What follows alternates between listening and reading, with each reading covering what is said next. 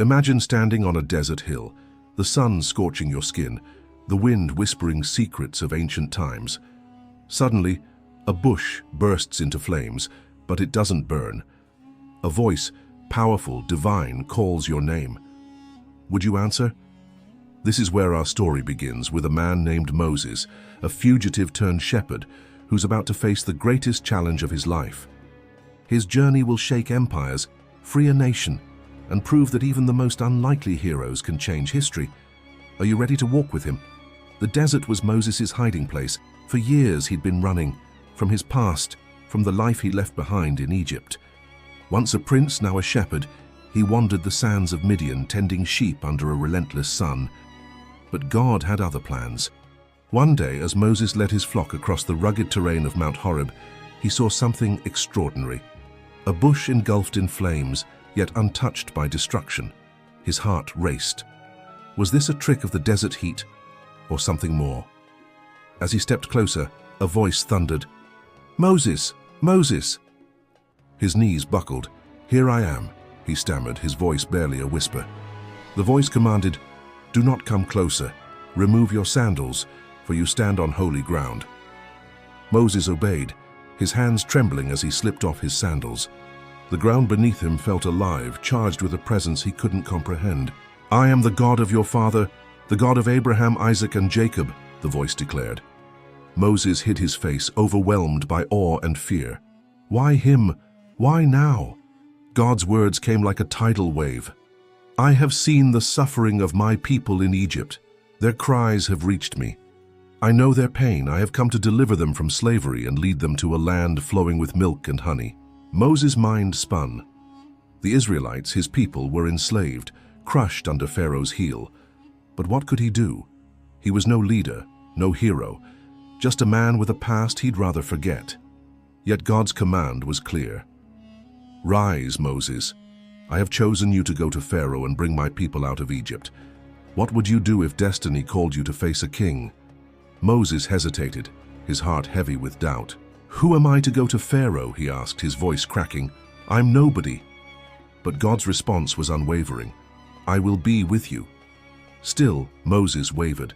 "If I tell the Israelites that their God sent me, they'll ask for your name. What do I say?" The divine voice answered, "I am who I am. Tell them, I am has sent you." Those words carried weight, a promise of power and presence that Moses could barely grasp. The desert sun beat down, but Moses' heart felt colder than ever. He clutched his staff, his only companion in this wilderness. God's voice pressed on, relentless. "What's in your hand?" Moses glanced at his staff, worn from years of guiding sheep. "It's just my staff," he said. "Throw it to the ground," God commanded. Moses obeyed, and in an instant the staff writhed and transformed into a serpent. He stumbled back, heart pounding. "Reach out and grab it by the tail," God said. With trembling hands, Moses obeyed, and the snake became a staff again, a sign, a miracle, proof of God's power. But Moses wasn't convinced. "Lord, I'm slow of speech," he pleaded. "My tongue stumbles. How will Pharaoh listen to me?" God's response was firm. "Who made your mouth? Who makes the mute, the deaf, the seeing, or the blind? Is it not I, the Lord? I will be your mouth and give you the words to speak." Still, fear gripped Moses. "Please, Lord, send someone else," he begged. But God's patience held. "I will go with you," he promised, and Moses, with a heavy heart, surrendered. "I will go," he whispered. "Have you ever felt unworthy of a calling?" Moses did. Yet with God's promise echoing in his soul, he turned his steps toward Egypt, the land of his past, the place of his shame. The journey ahead would test his faith, his courage, and his very identity. But he wasn't alone. Egypt loomed like a shadow over Moses' heart. The Nile's waters glistened under the sun, but beneath its beauty lay the suffering of his people. As he approached the city, memories flooded back, palaces, power, and the mistake that drove him into exile. "What if they remember me?" he thought, his stomach churning. "What if they hate me?" But God's voice steadied him. "I am with you every step of the way." Moses stood before Pharaoh, the most powerful man in the world, his heart pounding like a drum. The throne room was vast, lined with golden statues and guarded by stern soldiers. Pharaoh's eyes gleamed with arrogance. "Who are you to come before me?" he demanded. Moses took a deep breath, clutching his staff. "I am not here on my own," he said, his voice steadier than he expected. "The God of Israel has sent me. Let his people go." Pharaoh laughed, a cold, mocking sound that echoed through the hall. "The God of the slaves? I see no evidence this God even exists. Could you stand firm when the world laughs at your faith?" Moses didn't flinch. He raised his staff and the air crackled with divine power.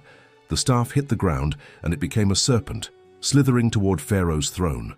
The court gasped, but Pharaoh's magicians smirked. With a wave of their hands, they conjured their own snakes. Yet in a moment that silenced the room, Moses' serpent devoured theirs. A sign, a warning. But Pharaoh's heart was stone. "You threaten me with signs," Pharaoh sneered. "Tell your God that Egypt does not bow." Moses' eyes burned with resolve. "We will see," he said, turning to leave. The battle had begun, not just for the freedom of a people, but for the soul of a nation. What happens when a man of faith faces a king who knows no fear? The days that followed were a whirlwind of miracles and defiance. Moses returned again and again, each time with a new sign from God. The Nile turned to blood, frogs swarmed the land, and plagues descended like a storm. Each time Pharaoh's heart hardened, his pride refusing to bend. The Israelites too wavered. Some doubted Moses, others clung to hope. Have you ever stood between doubt and destiny, unsure if you could carry on?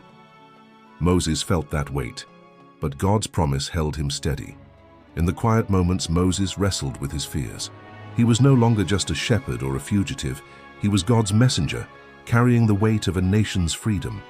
The plagues grew fiercer, the stakes higher. Yet, through every trial, God's presence was undeniable. The burning bush, the staff-turned serpent, the voice that called him by name. These were not just signs, but reminders that he was never alone. This story isn't just about Moses. It's about all of us. It's about the moments when we're called to step into the unknown, to face our fears, to trust in something greater than ourselves. Moses wasn't perfect. He doubted, he stumbled, he begged God to choose someone else. But he went.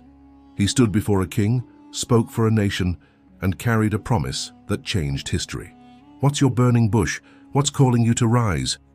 As Moses walked away from Pharaoh's court, the desert wind at his back, he knew the road ahead would be long, but he also knew he wasn't walking alone. The God who called him, who named himself I Am, was with him. And that was enough. This is the story of Moses, a man who ran from his past only to find his purpose.